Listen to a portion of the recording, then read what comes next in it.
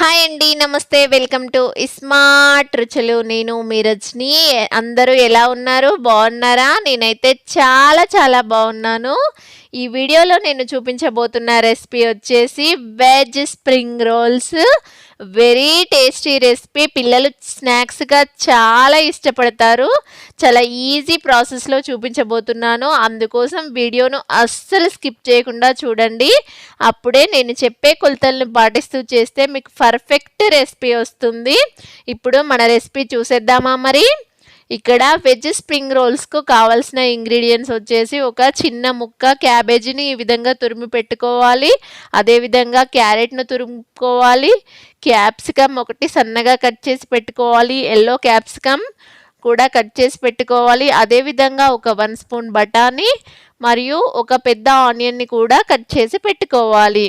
ఇప్పుడు stove on చేసి కడాయి పెట్టి అందులో 1 స్పూన్ ఆయిల్ వేసుకొని మనం ఇప్పుడు చూపించిన వెజిటేబుల్స్ అన్నీ కూడా ఇందులో వేసుకొని ఫ్రై చేసుకోవాలి.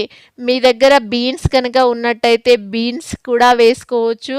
అదేవిధంగా red capsicum, potato, any vegetables, మీ పిల్లలు ఇష్టపడే వెజిటేబుల్స్ ఏవైనా వేసుకోవచ్చు. నేనైతే ఇక్కడ క్యాబేజీ మరియు క్యారెట్, గ్రీన్ పీస్ మరియు క్యాప్సికమ్, అదేవిధంగా ఎల్లో క్యాప్సికమ్, ఆనియన్స్ మాత్రమే వేసాను. మీ పిల్లలు ఏ వెజిటేబుల్ ఇష్టపడితే ఆ వెజిటేబుల్ కూడా మీరు వేసుకోవచ్చు.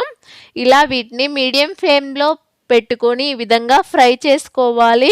ఒక 2 మినిట్స్ ఫ్రై చేసుకున్న తర్వాత మూత పెట్టి మరొక 2 మినిట్స్ ఫ్రై చేసుకుంటే చూడండి వీడియోలో చూపించిన విధంగా మగ్గిపోతుంది మన వెజిటేబుల్స్. ఈ విధంగా మగ్గాక దీంట్లో తగినంత సాల్ట్ వేసుకోవాలి. అదేవిధంగా ఒక 1/2 spoon pepper powder, 1/2 spoon red chilli flakes వేసుకోవాలి. ఇంకా మిగతా స్పైసెస్ అనేటివి మీకు ఇష్టం ఉంటే గరం మసాలా కానీ, చాట్ మసాలా కానీ, ఆమ్చూర్ కానీ ఈ విధంగా ఏదైనా వేసుకోవచ్చు. కానీ నేను ఇక్కడ ఏది వేయట్లేదు. ఓన్లీ పెప్పర్ను, సాల్ట్, రెడ్ చిల్లీ ఫ్లేక్స్ మాత్రమే వేశాను. ఈ విధంగా ఒకసారి ట్రై చేసి చూడండి, చాలా బాగుంటుంది. ఇప్పుడు ఇవి 80% ఉడకాలి. 80% ఉడికాయి.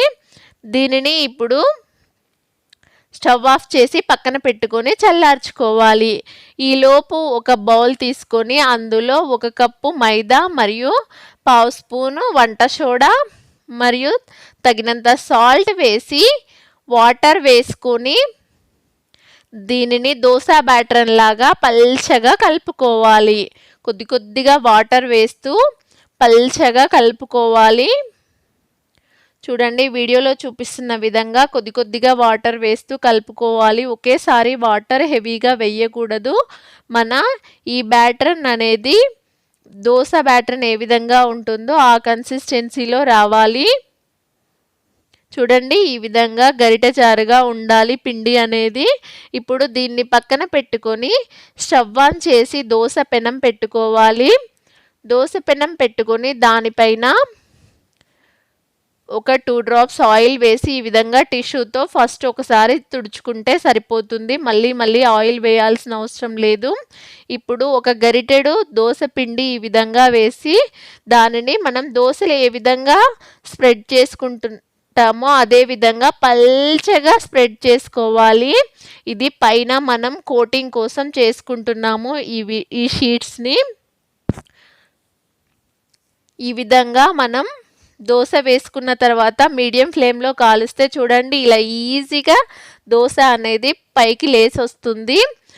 ఇదే విధంగా మిగతా పిండి మొత్తం కూడా వేసుకొని తీసుకోవాలి.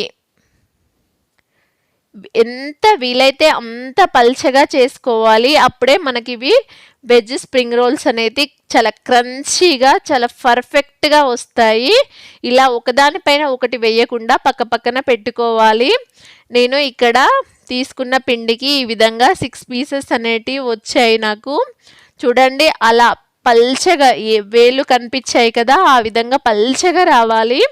ఇప్పుడు ఒక షీట్ని తీసుకొని దానిపైన మనం ముందుగా రెడీ చేసుకున్న కర్రీ పూర్తిగా చల్లారిపోయింది. ఇప్పుడు దీనిపైన ఈ విధంగా ఒక 2 స్పూన్స్ పెట్టుకోవాలి.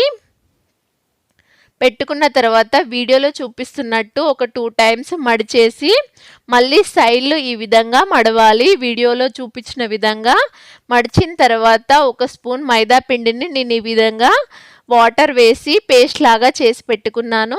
దానిని ఈ విధంగా అప్లై చేయాలి. వీడియోలో చూపిస్తున్న విధంగా అప్లై చేసుకోవాలి. అప్లై చేసుకొని మళ్ళీ ఒకసారి ఈ విధంగా టూ టూ టైమ్స్ రోల్ చేస్తే మనకు వెజ్ పాకెట్ షేప్ అనేది పర్ఫెక్ట్గా వస్తుంది. ఇప్పుడు మనం డీప్ ఫ్రై చేసినప్పుడు అస్సలు కర్రీ అనేది బయటికి రాకుండా చాలా పర్ఫెక్ట్గా వేగుతాయి అన్నమాట. ఇదే విధంగా మిగతావన్నీ కూడా నేను ఇక్కడ నాకు 6 పీసెస్ వచ్చాయి. నేను తీసుకున్న పిండికి మరియు కర్రీకి సరిపడా. ఇప్పుడు డీప్ ఫ్రైకి సరిపడా ఆయిల్ పెట్టుకోవాలి. ఆయిల్ పెట్టుకొని ఆయిల్ అనేది కొంచెం మీడియం హీట్ అయ్యాక మనం చేసుకున్న స్ప్రింగ్ రోల్స్ అనేవి ఒక్కొక్కటిగా వేసుకొని ఈ విధంగా కడాయిలో ఎన్ని పడితే అన్ని వేసుకొని మీడియం ఫ్లేమ్లో ఫ్రై చేసుకోవాలి. హై ఫ్లేమ్లో పెట్టకూడదు.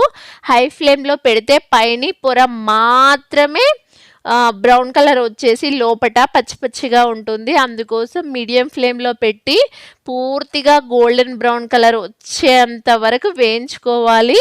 అప్పుడే మనకి మంచి క్రంచీగా చాలా టేస్టీగా వస్తాయి ఈ స్ప్రింగ్ రోల్స్.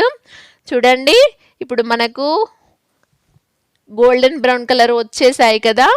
వీటిని ఇప్పుడు ఒక పేపర్ టిష్యూ పరిచిన ప్లేట్లోకి తీసుకుందాం. ఎక్సెస్ ఆయిల్ ఏమైనా ఉంటే అది పీల్ చేసుకుంటుంది. చూడండి, ఇప్పుడు ఇదే విధంగా మిగతా స్ప్రింగ్ రోల్స్ కూడా ఫ్రై చేసుకోవాలి.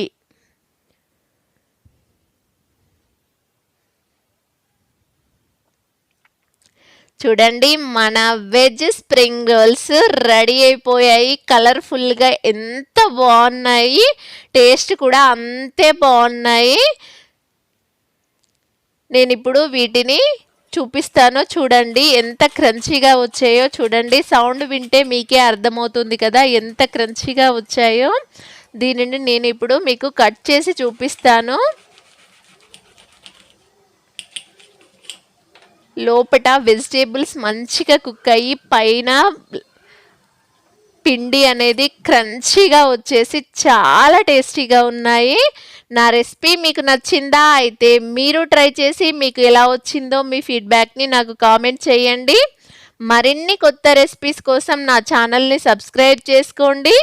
అదేవిధంగా మీ ఫ్రెండ్స్కి ఇంకా మీ రిలేటివ్స్కి కూడా షేర్ చేయండి. Thank you for watching.